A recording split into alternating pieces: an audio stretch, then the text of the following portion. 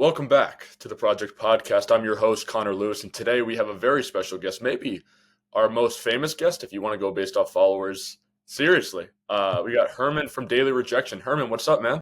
What's going on, Connor? It's nice to be here. I appreciate you reaching out and trying to make this happen. I'm excited to just chat about things. So, like I said before, I mean, you are, I think, pretty recently you hit 1 million followers, right? Like that's a pretty big milestone.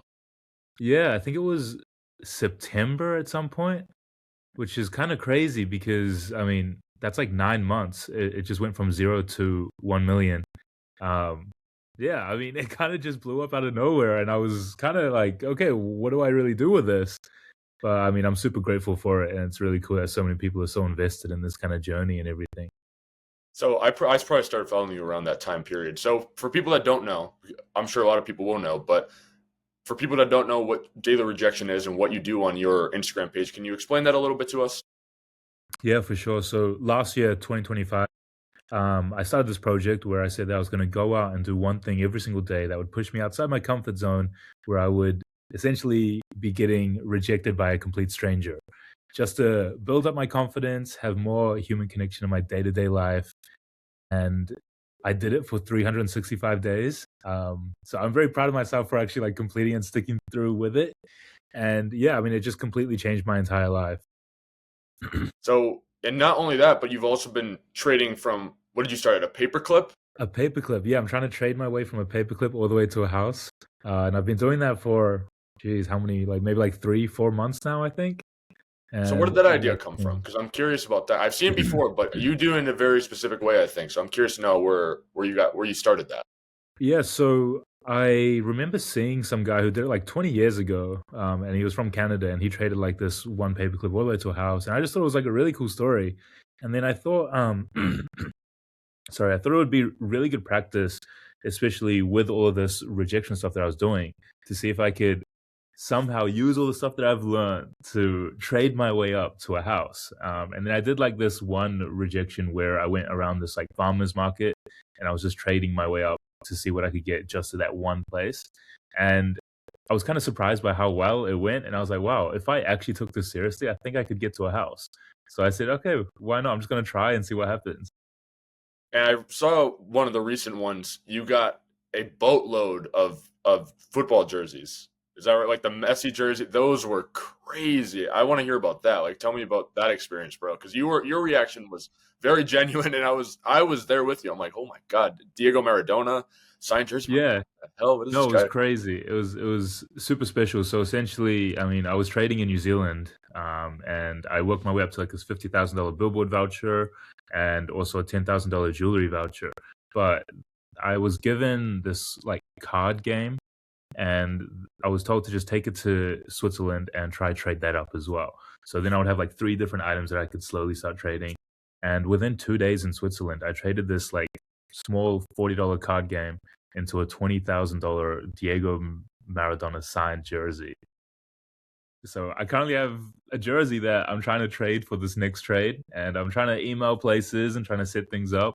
And I think it gets a bit more difficult when you get higher value items. Like you can't really just go out on the street with this jersey and hope that I bump into someone who has something for it. But yeah, I mean, I'm proud of the progress so far, and I'm sure by the end of 2026, I will have that house. So you mentioned you were in New Zealand, and this is a very good segue because you're right now you're in Switzerland, right? Do you have that Yes, right? I am. So you've been traveling a lot. Like I've been following traveling to a different country every day for however many days. When did you really start getting into traveling? Because I'm doing a little bit of traveling this year, and I'm really curious to know what your mentality was and how you started doing it. It's just always been a dream of mine to just travel the world. And I thought, as part of this whole rejection thing, I should just ask for all the things that I want in life. And one of those things was like a trip around the world. And I met a guy called Mike from Go Media on day 200 of my journey. And he owns like a billboard company. And I went in and I just said, hey, can I get a free billboard? And the guy was like, yeah, like I'll give you a free billboard. And then I got to talking with him and everything. He was a really cool dude. And I said, you know what? I'm just going to pitch this idea to him and just see what he says. Because who knows? Because there's no harm in asking. So I asked him, I was like, hey, I have this crazy idea where I really just want to travel to like 30 different countries and prove that kindness can be found everywhere. So I told him about it. He loved the idea and he's like, hey, man, I'm going to help you make this happen. So he started reaching out to other people like a travel agency and all these kind of people to kind of like connect all these dots together for me. And a few months later, we got it across the line and I was headed on this crazy world tour of 30 different countries around the world where I would be doing a challenge in each one to prove that kindness exists everywhere around the globe. I think that's a really valuable thing. I think there's a lot of like if you go on social media, and obviously you're on social media because you create content on there, and you just look at some of the things that people post, it's very negative. A lot of it is kind of like that rage bait, like trying to grab clicks and grab likes and stuff. And it's pretty shallow. It's very depressing. But I really admire what you're doing, and this is a part of the reason why I invited you on this podcast is because I want you to discuss all that goodness that you're sharing. And I think like getting yourself out of your comfort zone is really inspiring to people.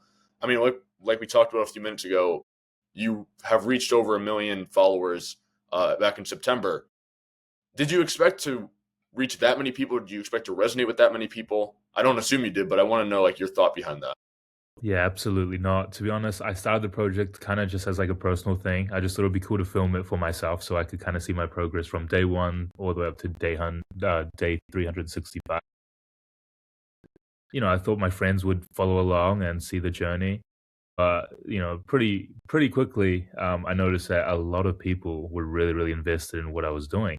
And I think part of that is exactly what you said, where it's showing a completely different side to what we see with media. There's always a lot of like negativity and just stuff that doesn't really lift you up, I guess. So kind of seeing stuff where you see kindness from people, from complete strangers is quite refreshing. So I think people saw that and were like, hey, this is kind of cool to be seeing every single day. It's a bit of like positive energy in my life. So they just gravitated to it, which is amazing. And I'm very, very grateful that so many people were so invested in my journey because it also helped kind of keep me accountable every single day to make sure that I did do something. So it was kind of good knowing that there were people there cheering me on just along the way. And so have you seen other people kind of follow in your footsteps and kind of do these like copycat accounts, or is this something that you've only seen yourself doing recently? Yeah, yeah, no, absolutely. But I fully encourage it. I think it's so cool. I think it's really cool that there's, so many other people going out there and trying to make a positive change in their life now as well. And I get DMs all the time from people saying, hey, I was inspired by your video. So today I went out and I asked my crush out, or I did this, or I did that.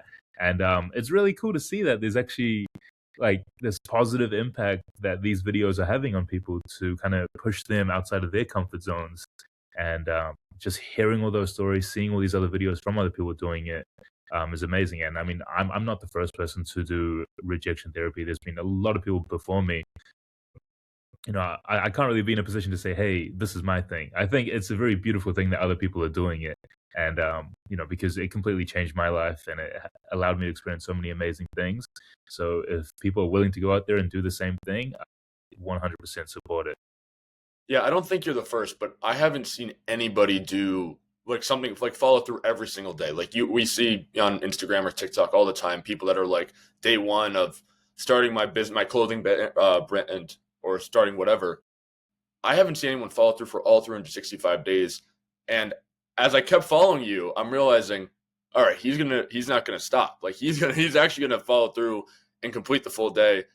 Is 2026 going to continue that trend? Is that the plan? Like, are you continuing to do this every single day, or are you kind of angling yourself to do something else, but still related to your content creation? Yeah, so I'll say this. So I mean, I'm just a big believer in consistency. Just with like everything I've done in life, it's like if I start something, I got to see it through.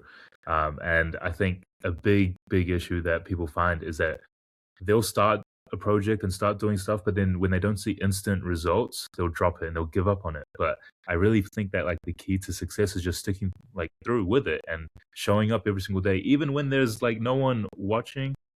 If you're able to kind of push through those hard days, it's gonna eventually get to a point where you get to reap the rewards from that consistency. Um, but to be honest, I think going into 2026 and everything, I I've completed like what I set out to do with that project. Like the goal was always just to do it for an entire year, and especially when I kind of got down to those final few months, it became a bit more difficult to kind of come up with new ideas of things to ask people. So I was really kind of just scraping like the bottom of the barrel and trying to figure out how, like, maybe today I can ask someone if I can get a high five. I don't know, like, So it the was Dancing getting in a the bit Rain one, and difficult. I'm like, oh, he's out of ideas.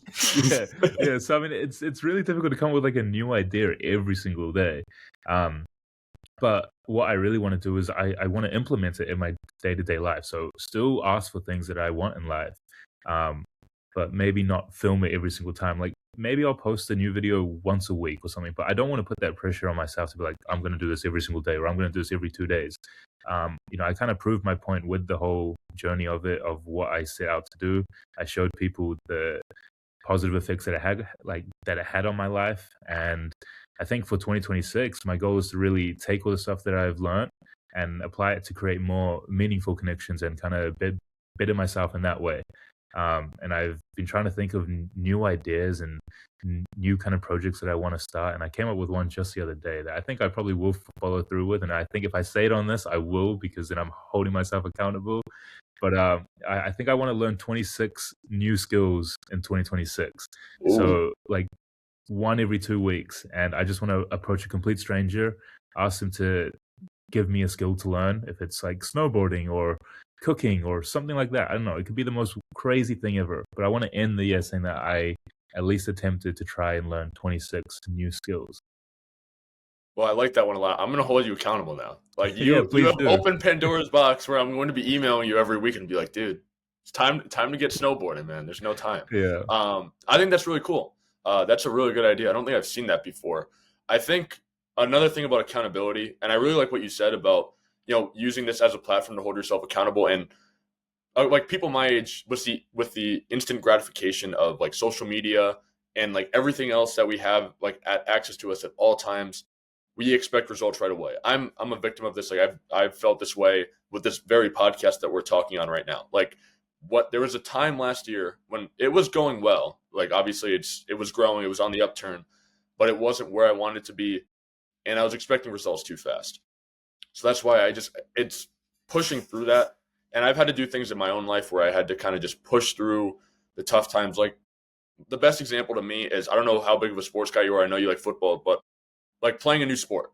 Like usually I played volleyball. I picked it up my freshman year of high school, and I was terrible. Like I was the worst. And now, like 6 years later, I'm 19 now, and I'm pretty damn good. Like I like to think I'm a pretty good player. So things like that, things like content creation, things like sports, things like any other skill like you're talking about require time, and they require a lot of effort. And I think that's the best lesson I picked up from you. I don't know if you'd say that's the best lesson you've shared, but I just think it's something that resonates with a lot of people, and it's a good skill to learn beyond everything else.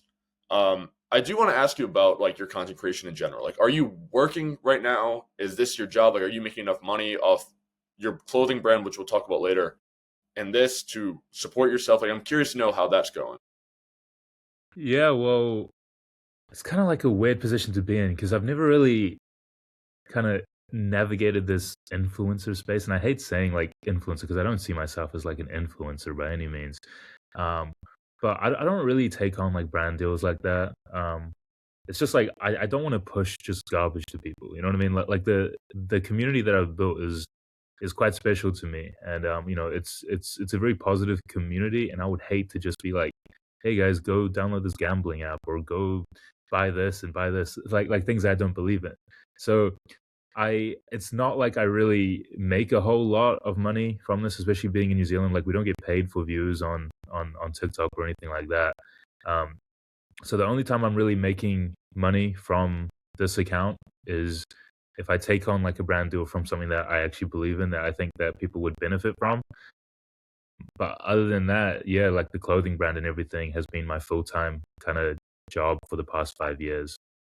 So I kind of stepped away from it last year just because this project was just kind of taking off, and I felt like it needed my full attention.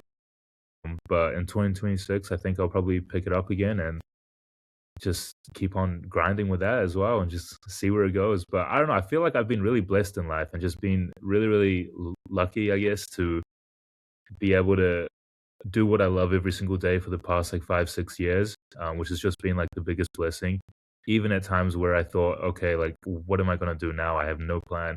Things just always tend to work out, which is really, really just like the best thing ever, to be honest. So I'm hoping that, 2026 will be the same, where things will just work out and whatever it is, I'll enjoy doing it. But yeah, I I, think I, I haven't worked like I guess like a real job since like in over 5 years.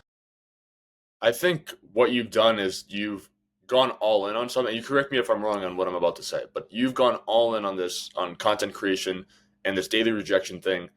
And some people, when they try to do content creation or try to like throw away their old life to try to like build their own brand or build their own business, they kind of have to get this halfway point where they can't choose between one or the other, and they try to do both, and then neither ends up very good.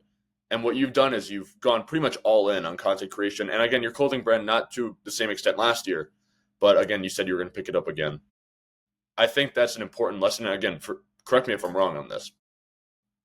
That's it. Seemingly, that's what you've done is you've gone all in on this one thing, and you haven't kind of skipped a beat. Like you've really put yourself all into this, and you didn't have to meet another company or your old job or whatever you did previously like halfway. Is that right? Yeah, 100%. I mean, I'm just a firm believer that like if you're gonna do something, it has to be like 110%. Like you can't just give like 40% and say, "Oh, I'm gonna kind of do this and I'll post every now and then I'll do that." I've been posting almost daily for like the past like 6 years. Like even with like this past year with Daily Rejection, with Skip the Boat and like my clothing brand and event brand, I was posting daily for years and years and years. And it's just that consistency going all in, just constantly building it and building it up.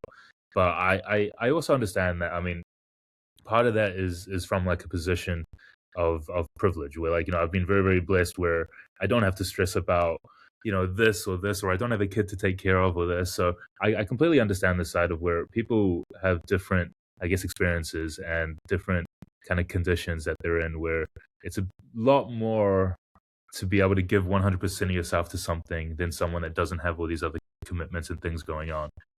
But even when I was studying, even when I was working at like a supermarket, every other hour that I wasn't doing that, I was just like dedicating 100% of my time to building these things. And it meant giving up a lot of really fun activities with friends and stuff like that, to sacrifice that in order to build something. So it was just a lot of time and dedication put into something and understanding, hey, this is my priority at this stage. I really want to build this instead of go out and party all night. I think that's really well said. And like I said before, we could kind of move from this topic, but the instant gratification you talked about, you mentioned like a gambling app, hypothetically, if they were to reach out to you, that's part of it. Like this gambling, like epidemic, the sports gambling thing. I don't know if you've seen the research on it, but the numbers, a little staggering for how much money like we as like a generation of people are putting into sports gambling. But I am curious. I do want to know about Skip the Boat. I'm not 100% clear on what it is. So if you don't mind explaining what it is, you said it's an event and clothing brand. I watched some videos about it, but just if you don't mind. Yeah, for sure. So in the summer of like 2019, 2020, I started this kind of brand. I mean, and the goal was to essentially throw concerts and stuff. When I was at like in college or university, there was only one nightclub in my town, and I just hated the music. So I was like, hey, like I'm just gonna throw my own shows and play the songs that I want to hear. And I just went all in and said, I don't know how to do this or what exactly it takes, but I'm just gonna try, and if it works, it works. If not, at least I can say I gave it a shot. So I started throwing shows, and they just did really, really well, and I enjoyed it a lot. I had so much fun and like trying to plan them and trying to think of cool ways to kind of, you know, elevate them to like this next level. But then COVID hit, so I wasn't able to throw shows anymore, and there was very small momentum, but there was something, and I didn't want to lose that. So I said, I'm just going to learn how to do clothing. So I spent the entirety of like lockdown just figuring out how to like make clothes and sell clothes. So I did that, and then I started selling clothing, and it just worked out that fashion and music kind of go hand in hand. So the people that were going to these shows were buying the clothing, and the people that were buying the clothing were going to these shows. And then it just turned into a thing where I would do a show, and then I'll do clothing, and then I'll swap back, and then I would kind of just do both of these things, and it just grew to this like massive movement, and I just went all in as well, and I spent every single dollar that I ever made from the clothing back on throwing like these free shows. So I would book artists from like American stuff, fly them over, take the hit entirely, and I would do it in spaces which weren't like normal clubs and stuff. We would like try to get big car parks and like abandoned like warehouses and skate parks and stuff like that, just to give people like this really cool experience. And they were entirely free, so I just took the hit every time. I think each show was like 50 grand, but it Whoa. was just it was just coming out of my pocket from all the money that we made from the clothing. So people that were supporting us, we just gave it right back to them and did these shows for them to kind of build this community. And it was a really fun period of my life. Like I really enjoyed it, and there were so many crazy stories from it and amazing experiences, and I met so many cool people. And I think people just aligned themselves with stuff that was real. Like they saw that it was authentic, it was genuine, it was real, and they wanted to support it. Would you mind sharing one of those stories? I'm curious if you don't mind. Oh Like man, just yeah. I mean, I anything you have in mind. I'm very curious. These events, like when you talk about hosting them at like abandoned warehouses and skate parks, I don't know if I've seen anything like that. I'm very curious to know like a story if you have a story from that or just anything specific that sticks out. Yeah, I mean, absolutely. So like we did them kind of all over the world. So we did them in like Egypt, Japan, Vietnam, Canada. We did one in Texas like last year. But the ones that we did in New Zealand, in my home country, like I've got videos on like YouTube, like it was all a series. So I just like documented the entire process of putting these shows together. So like if like you can go there and see the whole process, but there were some crazy stories where it was our first time ever bringing over like an artist from America, and we had like 20,000 people signed up to come to this event. It was like this texting thing. People would text in and I'd send them the secret location, and we had this cool like warehouse planned out for a week. We booked everything. It was like a day out of the show, and then the morning of the show, we got a call saying, "Hey, we can't throw the show." The police called us and they said, "If you throw the show, they're going to come down and just shut it down completely." And they had no right to do that or anything. We did everything the right way. Like we had security, there was no alcohol, nothing. It was all done right, but they just didn't want us to do it. So we just had this crazy 24 hours of trying to find a backup venue, manually text 20,000 people. Like there was a group of us and we all just took turns, like 2 hours each, texting nonstop, just going around in a circle, um, to tell everyone about this new location. And I think I aged maybe like 40 years in the span of like 2 years of doing that. It was the most chaotic thing ever. Do you remember the artists? Like, what are these artists that are coming over to you guys that you're stealing from us?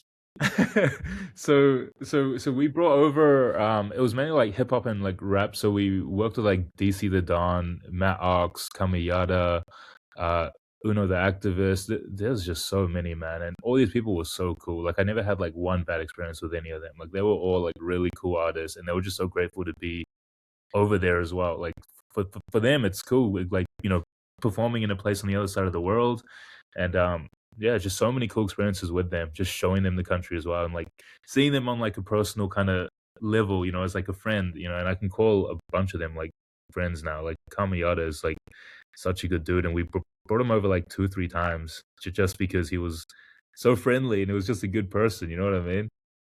So what did you wait? I'm sorry. What happened about after? Where did you guys move the event to So after we moved after? it to this backup venue, which we had to pay a ridiculous amount for because it was like last minute, and at that stage, like we had no other choice, so we just had to do it.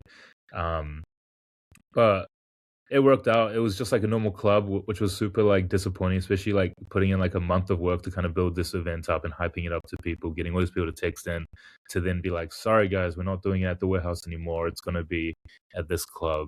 And yeah, I mean, people were still grateful because at the end of the day, they didn't pay a single dollar for it. It was a free event. I just took the hit, but I kind of felt like I let them down a little bit because I hyped it up and I was like, this is going to be the biggest thing ever. And I just invested so much time and money into it. But I mean, people never complain when something's free. So I mean, it was still an amazing show. We had so much fun. So yeah, it is what it is. So when you're doing these events, and like, where are you getting the money from? Like, no, like not to say you're broke, but I don't imagine like the clothing brand. Like, I get you're making a lot of money from the clothing brand, I'm sure, but is it all coming from there? Or is it like savings, or like I'm curious to know like where you're getting all this money because you said 50,000 for some of these, and I'm like, phew, I Yeah, don't know if I could get 5,000 right now. yeah. No, it was entirely from the clothing. So I started the brand with $0 and we built it up and we spent, I think in total, close to like $300,000 on all these events that we threw over the course of these years. And I mean, looking back on it at times, I'm like, damn, I could have just, put like a house deposit and try to set up my life. But I mean, I don't take it back. Like I had so many fun times and I met amazing people. And then we worked with some sponsors as well that saw what we were doing and they were willing to help kind of put these shows together with us and just give us like the complete like freedom to do it. So that was always really cool when you had like good sponsors on board. Most of the costs just came directly from selling these clothing. But it worked out because people would come to these shows that they would have a good time and they would want to like rip the brand. So they would go and buy the clothing and we would just take that money and then throw it right back in their face and give them a show. So I mean, it was kind of just like this continuous like loop of just throw a show, recoup the cost with people buying the clothing, and then spend it all over again on there. I think it's a good process. I have never heard of something like that where people are throwing these free concerts, especially for pretty big artists. Like I recognize some of those names, believe it or not. Um, with the clothing brand, I feel like there's a lot of people trying to do this now. Like maybe you were just early to it, but was there something specifically you were doing that was different from everyone else? Was it the event brand partnership, or was it something else you guys were doing to really stick out as a brand, as far as clothing goes? So for me, like I started the clothing as like a way to kind of tell stories. Like I wanted to find like a creative outlet to kind of get things off my chest and explain kind of things. So I found clothing as like the best way to kind of do that for myself. So I would design these clothing and the whole idea was essentially I think it's a lot easier to sell a story to someone than it is clothing like a t-shirt, right? Like if I just had a logo on a t-shirt, it's not really going to do a whole lot unless that logo means something, which, over time it started to. But in the beginning it was really trying to, tell these stories through these pieces of clothing. So I would like design something and then I would shoot like a really like pretty shitty video, but it would have me kind of talking and be like, I think, this is one thing I've learned. I want to, but people could relate to these stories because I think any experience that we have, someone else can say that they've had a similar experience or they can relate to it in some way or another. So I was just being authentic. I was just being genuine and real. I was telling a story about something in life, whether it's about chasing dreams or whatever it might be, I don't know. And other people could relate to it and they wanted to wear that piece because they felt something with it. There was like an emotional connection with that t-shirt. So I think that's kind of what stood out in the beginning where people would rather wear a story than just a piece of fabric.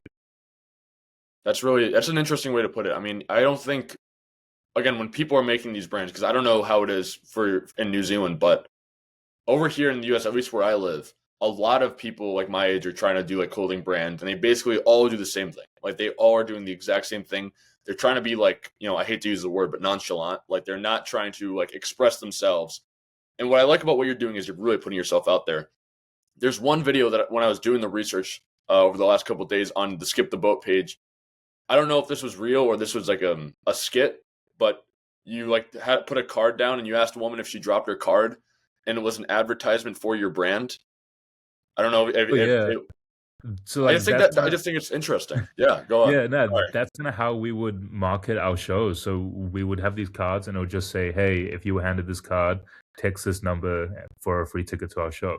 And I would print off like thousands and thousands of these, and every single night and day, we would just go out and approach complete strangers, not say a word, and just hand them a card. It kind of felt a bit like mysterious and exclusive if you got one. If there was like a group of like four people, we would like single one person out and be like, you're the chosen one. And we'd hand them this card. They would get this card. They would feel special that they got it, and they'd be like, "Ooh, some complete stranger just handed me this card." And then on the card, it would also say, "Once you've texted the number, pass this card along to invite the next person." So I started to create a bit of like this ecosystem of people just like marketing our events for us. If we just put a few of these cards into like the community. And I don't know, to me, it's just a way cooler experience to find out about a show or something than just like a flyer on a wall or like a social media post. It's like, oh, I got handed this card specifically. I text this number.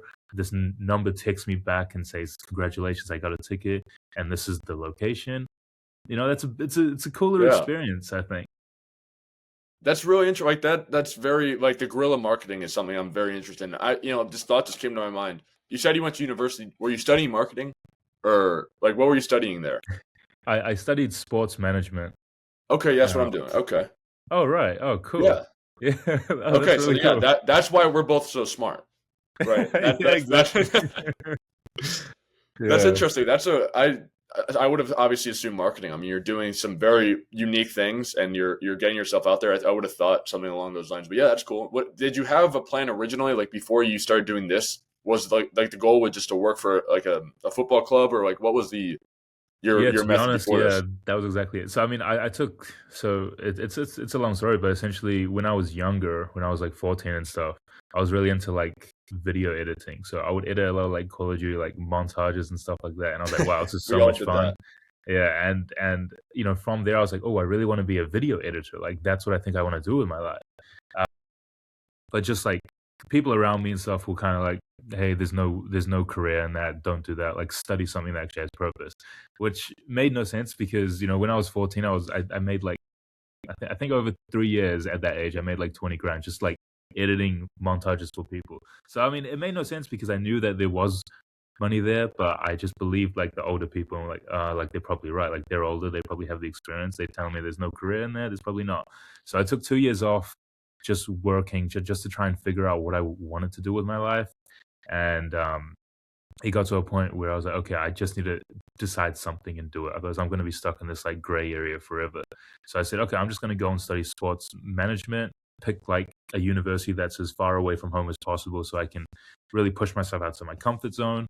And the goal was just to get a job in football. Like, I didn't really care what it was. I was like, I really like football. So if I can get a career working for a club or a stadium or anything like that, I mean, sure, I'll probably enjoy it.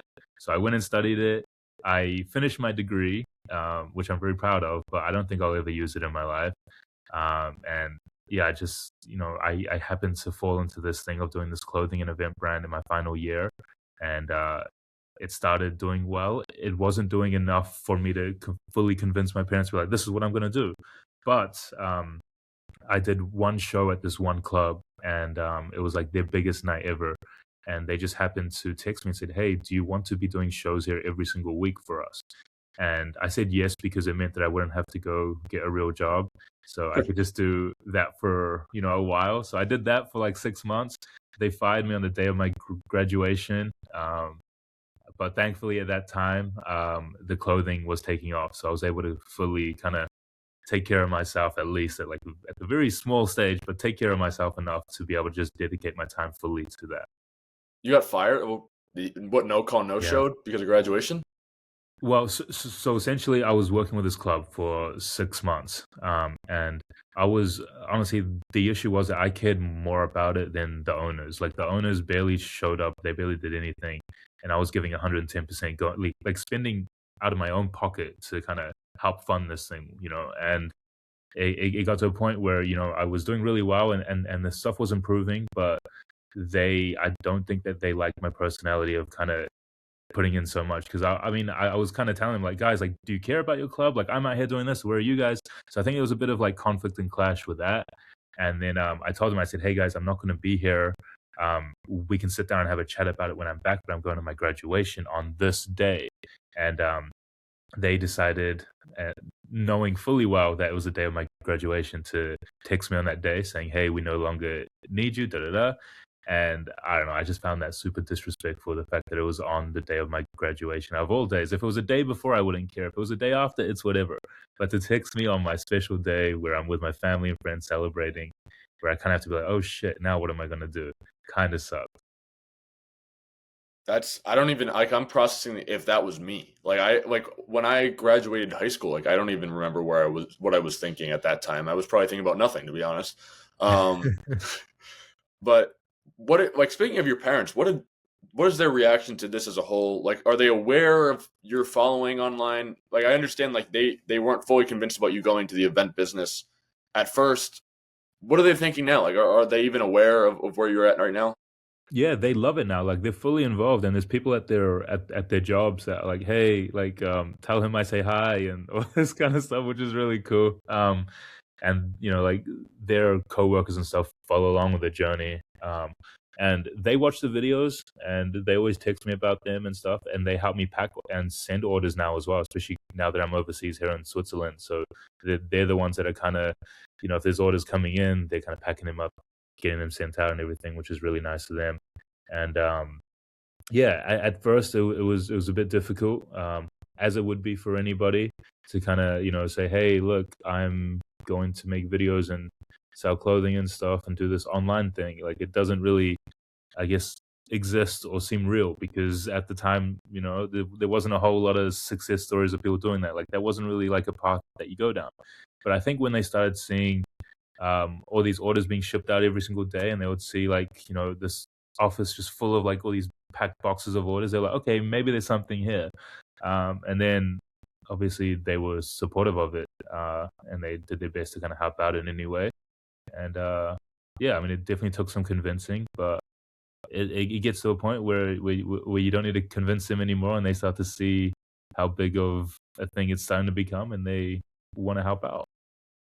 I gotta admit, like when I was a kid, I wanted to get into YouTube. Like YouTube was huge. Like those Let's Play channels, I was probably like 10 or 12 years old when those were really hitting it big. And my parents, obviously, like fairly enough, were like, "No, you're not going to do that. Like you're going to go to college. You're going to get a real like fair." Like at the time, I was like obviously an angsty 12-year-old, and I'm like, "No." But to see what you're doing is really interesting. Like if you were to explain to your parents like 10 years ago that you'd be doing this for a living and that you'd actually make money, I don't think anyone would really understand it except like for you. Like, does that like do you understand what I mean? Like, it was just such a lucrative idea. Like 2016, content creation was like obviously only on YouTube really, and even then it wasn't a lot of money. And now it's become this big conglomerate where everyone and anyone can like create a following and make money. And to see that you're using your platform for something like greater than just like, hey, I'm going to make videos that are kind of senseless. Like that's what I've seen a lot of. Not to discount those people, but you're doing like something greater, and then you're on top of that the clothing brand and the event brand, and putting this all together. It's like you're really like giving back to your community in a way, in the same way they're giving back to you with these videos, if that makes sense. No, And so like absolutely. I'm just you tell me that. I'm sorry, I don't mean to Yeah. like ramble, No, but no, I you agree saying that like completely. really made me think of that. Yeah, and I think like the coolest thing ever is that we're living in a time where it's never been better or easier to make money doing what you love. Thanks to the internet, it's changed lives for millions and millions of people. And I really think that you can make money and make a living doing what you love now better than any other time that we've ever had. And I agree completely. Like 10 years ago, even 20 years ago, 10, 20 years ago, like it wasn't really a thing. No one would really see this as a viable career path. But now we're starting to see a lot of like younger kids, when you ask them what they want to be, they're like, oh, I want to be a YouTuber, or I want to do Yeah. this, I want to do that. Which would sound crazy if you ask someone that 10 years ago. Like, it's just this whole new career path has opened up, and it's opened up so many opportunities for people. And I think it's amazing because it helps connect people all around the world. It allows us to live a life and make a career doing what we love. Whether you like, I don't know, Dragon Ball Z, you could start a channel where you're like reviewing things, or doing this or whatever. Like anything that you like, you'll find other people that like it as well. So you can find a way to monetize it in some way, which is really cool. And I think it's one of the most amazing things ever. But I also understand like the darker side of social media and the negative impacts that it's had, which isn't so great. So I think it's really about finding that kind of balance. So I'm glad that I'm able to create content that's a bit more positive and inspiring other people and doing this kind of stuff and showing this other side of the internet, and still be able to do it with like a decent following, I guess. And like again, on the other side of that coin, it's like you're only really rewarded if you work for it. Like you need to like what you did. Like you worked pretty much every day on this content creation. You were clocking out of the grocery store, and then what are you doing? You're going to create content. You're thinking about creating content. I'm sure during your shifts. Like I'm sure this is what you're thinking about. And the people want a shortcut. Like that's something that I've seen from people who try to get into content creation. If you're not posting at least once a day, those people tend to fail. And that's not like I'm not. There's no statistics I'm looking at. This is just what I've seen personally. I have friends that have like a couple 100,000, even like a million followers on all sorts of social medias, but they post it every day. Like I give them heavy props because that's not easy. Like I try to do that with this podcasting channel and just my in content creation in general, trying to build my own brand. But then I realized this is a lot of work. Like weirdly, when you like to other people, and my parents feel this way probably, posting one video a day seems easy. Like that seems like, all right, yeah, pretty simple. It's one video. And then when you break it down, you have to make it interesting. You have to have a good hook for some of these people. And then like again, to bring it back to what you're doing, it resonates with a lot of people. It's very straightforward. Like you don't need to explain what you're doing every single episode or every single video episode, every single video to get across what your point is. And I think that's so like it's like very influential. And you mentioned your parents, friends, and coworkers knowing who you are and asking about you. Do you get recognized in public at all? Like, are you like that much of a public figure where you get recognized as the daily rejection guy, or are you just sort of, kind of incognito? Like, obviously you show your face, but Yeah, I mean, sometimes it really depends. Like in Switzerland, no, I don't think I've even been recognized maybe once. I think this whole time I've been here, it just really depends like where I am. Like back home, yeah, I would say like a fair few often times, but it just depends. Like some people know me from like the clothing brand, skip the boat, especially from back home because I did that for so long. So sometimes when I guess people stop me and say hi or whatever, I'm kind of like, oh, do you know me from Skip the Boat or is it from Daily Rejection? But it's really cool. I mean, it's cool for the most part. Like there's some awkward times where like I can tell people know who I am and they're just there taking photos of me or something. And I just find that kind of awkward. Like if people are cool with it and they approach you in like a really kind way and they say hi, I think it's awesome. It's really cool to chat to them. But I'm also someone who's quite like what's the word? Like not anxious, but like I'm really like like I want to come off like as like a really cool person for them and kind, but sometimes I'm scared that I'm gonna say like the wrong thing or say something the wrong way. Like there's this one story of this one guy. It was this. I think he was quite young and he saw me and he's like, hey, I follow you on TikTok or something, and I think what I said to him was cool, but it sounded like I said cool, but I meant to like cool, oh like thank you. yeah, And then like I thought about that for ages. I mean, I'm still thinking about it. I'm like shit, like I right really now, yeah. yeah. So I mean like that's the only kind of downside where it's like I don't want to say the wrong thing to these people. But a lot of interactions that I've had with people have been amazing. And it's really cool to hear like from someone face to face instead of just like a DM. I think it's such a unique experience to hear it from them directly. If it's any consolation, you made a very good impression on this podcast. So Thank you. I I don't feel appreciate it. slighted. I don't feel slighted on here. So maybe that kind of makes up for it a little bit. Um, Herman, I'm really thankful for all your time. I have one more question for you, if that's okay, and then we can Of wrap this course. up. I know you're a very busy guy. Uh, I'm sure a lot of people that are going to be watching are either they're fans of you or they want to become content creators. If you could leave them with one message, one theme of what you do and what you can leave to them, I urge you to share with that idea. I would say, I mean, it's very simple, but it's do what you love. And a lot of people will find excuses for why they can't do things. And if you're that person that's trying to find an excuse for why you can't do it, you're never going to make it. You got to look at it in a positive way. And you have to understand that every single obstacle, there's a way around it. No matter what situation you're in. I know some people are in some very, very difficult situations where it's not as easy as others. But if you want something bad enough, I promise you, like you can get it. And I mean, I'm a perfect example of that. Like I always thought for my whole life that, I don't know what I'm going to do. I never graduated high school. Like I failed high school, and I still managed to find a way to, I guess, find success in doing what I love. And it's just you have to believe in what you're doing so deeply that the world starts to catch on. Herman, thank you very much. That's a great message, and that's one I'm very much taking to heart. I really appreciate your time. Continue doing great work. I mean, what you've told me about what you're going to do, and now in 2026, what you've done in the past, it's been very inspiring, and I really appreciate your time. So thank you very much for joining me today.